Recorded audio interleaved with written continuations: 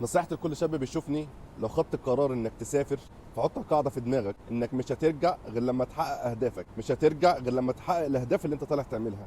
هيحبطوك، تلاقي ناس دايما تقول لك انت مسافر ليه؟ سفر كان زمان، محدش بيعمل حاجه من الغربه، ما تسمعش لحد وما تقشمش في حد ان انت لما عملت جواز سفر فانت خلاص بقيت راجل تعتمد على نفسك، ما تعتمدش على حد ولا تعشم في حد، وانت مسافر من اهداف عايز تعملها. انت مش مسافر سياحه ولا مسافر رفاهيه، مسافر عشان انت عايز تغير من نفسك، عايز تحسن من مستواك المادي، وعايز تحسن من مستواك المعيشي، وعايز تحسن من مستوى اسرتك، وعايز تعمل حاجات كتير انت طالع تعملها. ولا طالع ان انت تزور حد قريبك ولا تروح عند حد قريبك ولا ضيع في الوقت. محدش هيقف جنبك، محدش هيشجعك، محدش هيقول لك تعالى النهارده اشغلك معايا، محدش عايزك تنجح، محدش عايزك تنجح غير اهلك. ولما اقول لك اهلك هو والدك ووالدتك. فاعتمد على نفسك، ما تعتمدش على حد وما تسندش على حد، عشان في الغالب مش هتلاقي حد يقف جنبك، عشان في الغالب هتلاقي الناس اللي حواليك كلهم بيحبطوك، واقرب مليك هم اكتر ناس هتحبطك، واقرب مليك هيقول لك انت جاي تعمل ايه في الغربه. محدش بقى في الغربه بيشتغل، محدش في الغربه لاقي شغل. انت طالع متوكل على الله، متوكل على حد، واللي يرزقك هو ربنا، واللي يقف معاك هو ربنا، ومحدش هيديك حاجه من جيبه ولا حد دافع لك حاجه لما انت سافرت. فخليك معتمد على نفسك، ما تعتمدش على حد.